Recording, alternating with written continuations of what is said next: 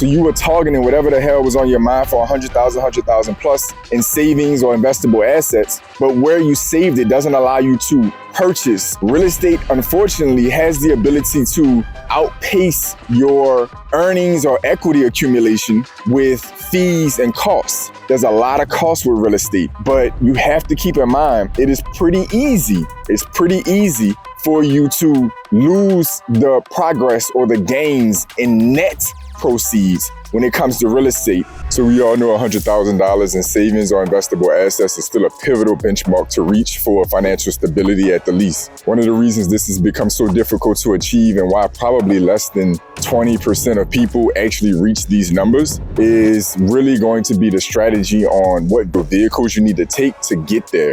We all understand the basic concept, right? Like I need to make more money than I spend and I need to take that delta and put it away. That's pretty understandable for most people. I think the concept of the budget isn't really the problem. That's pretty understandable. The other side of it is like what financial vehicle is the best or most fitting for me to get to this goal of $100,000 or more the fastest and with the least amount of work. Meaning that you're not just relying strictly on the cash you're putting up. Wherever you're putting that money is working as hard or harder than you to grow that pot. So that's what we're gonna really kind of cover in this conversation. And just for context, I am somebody who's reached over $100,000 in savings, investable assets. I'm gonna tell you the 3 areas that I kind of accumulatively accomplished this goal, but I'm gonna give you 3 other, or at least partially 3 other financial vehicles that you need to take or consider in your journey of getting to $100,000 yourself. So for me, those 3 avenues were going to be the stock market, real estate, and life insurance. So the bulk of that for me is in the stock market. The other larger portion is going to be in life insurance, believe it or not. And then I'm rounded out by equity. Of course, I have some actual cash as well,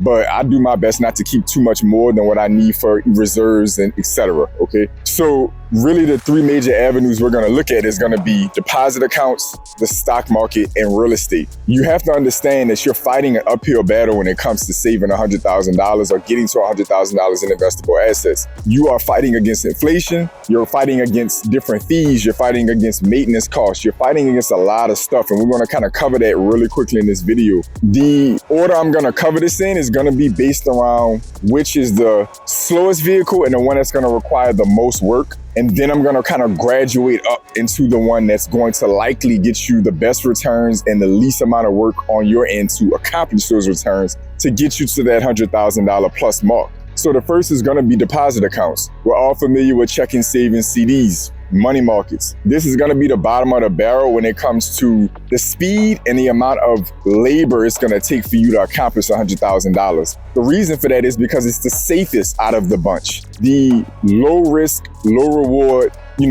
mantra sticks here heavy. Basically, it's FDIC insured in a majority of cases. So because of that stability, you're going to get the lowest return on your money. And that means that you're going to have to put the most cash in to get to that 100,000 plus mark. It's going to be majority your cash. So right now at the time of this recording, savings, CDs, high yield savings at best really are paying that 3 to 4% mark at the time of this recording. And that's going to be really kind of unattractive given the fact that inflation is at least around the 2.5 to 3.5%, core inflation, or like your PCE. So, basically the baseline of inflation that is measured is right around what you're earning in your checking, savings, and CDs at the best interest rates available. So what that basically means is this is going to be a vehicle that is not going to do well with keeping the purchasing power of that $100,000. You got to understand purchasing power is key with this $100,000 mark or beyond. It makes no sense to try to save this money or get to this benchmark if you're going to turn around and not be able to purchase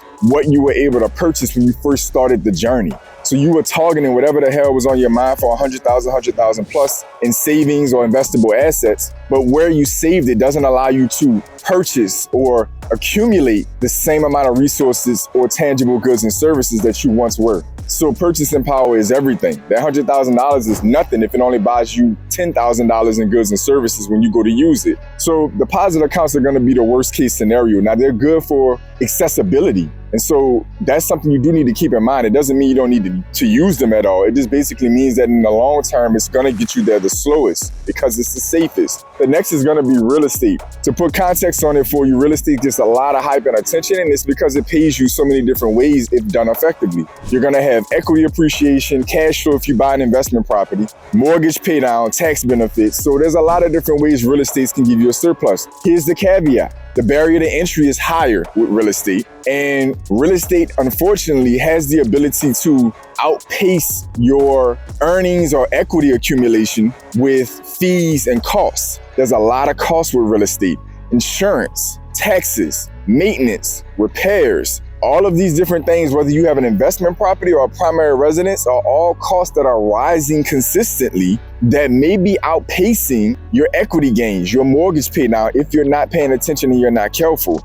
So this is not actually as attractive as it's marketed to get to that $100,000 mark. Now, if it works really well. The last few years, real estate prices have skyrocketed, and rents have also gone up in many cases. So it's really been a pretty solid vehicle, but that's not always the case. You can reach these timeframes where equity appreciation in your given market isn't the most attractive. You can reach these timeframes where insurance costs or taxes skyrocket so high that it outpaces the rent you're getting or the mortgage pay down you have if it's a primary residence. So when you look at real estate, it's a good vehicle in the long term, but you have to keep in mind it is pretty easy. It's pretty easy for you to lose the progress or the gains in net proceeds when it comes to real estate because of the barrier to entry and because of the rising cost of fees, maintenance, insurance, taxes, etc. So keep that in mind if you're going to go the real estate route. The next is going to be stock market. This is arguably going to be the most risky, the least stable, but the most promising and the most passive. The stock market is going to fluctuate consistently, and depending on how you invest in the stock market, you can end up in a scenario where you see serious peaks and troughs, and you could see them for extended periods of time, meaning that your investments could drop off and stay dropped off for an extended period of time. That having been said, the longer you stay invested, it's proven that the stock market does exceptionally well over time, especially if you track a more broader index and stop trying, don't take the mindset of picking a particular stock. If you take a broader basket of the stock market, 9 out of 10 times you're going to end up with a positive return in the long run. The caveat with the stock market is going to be consistency, and it's going to be making sure that you understand the product that you're in. So basically, there's a million ways to invest in stocks. There's ETFs, there's mutual funds, there's all these different variations of investments, and they all have their own pros and cons. So it's really, is it a 401k? Is it a brokerage account, etc.? There's a lot of moving parts. But that having been said, you are highly likely to get the best returns. You're also highly likely going to get the most passive growth to that 100,000 plus mark. And that's really important because the stock market is likely going to work harder and outpace inflation in most cases, because the inflation in the market actually usually contributes to the stock market. There can be some pullback against that or pushback against that. That's not a universal thing. But 9 out of 10 times, as things get more expensive, company valuations find a way to go up in a lot of different industries. So the stock market is really promising ultimately out of this bunch. And it's important for you to understand these different vehicles, because I can tell you right now, which vehicle you pick and, over the long haul is going to really determine how long it takes you to get there. And it's going to determine the power of that $100,000+ when you get there. So I just want to kind of make a quick video. You can comment down below. Let me know what you think about what has been covered. I didn't want to get too far into this too, because y'all let me know if you want me to expound more on this, on a particular vehicle that I covered or other vehicles that I didn't cover, because there are other assets out there. There's crypto, there's gold and silver, life insurance, there's something I'm using, etc., etc., etc. So let me know in the comment section down below, which of these 3 are you using or plan to use, or you think is the most attractive, or you think will fit your situation the best. If you need me to elaborate on any one of those 3, let me know as well. But again, at the end of the day, that's the progressive order that those are going to serve you, and they each have their place in your portfolio. Each one of the 3 can be useful. You just have to know how to use it. So comment down below and let me know your thoughts. To all my pioneers, welcome back. To all my new viewers, welcome in. As always, I want each and every one of you to stay focused, stay in motion. I'll see y'all soon. This is my blueprint for financial empowerment and self-sufficiency. This is my blueprint for optimal health and body mastery.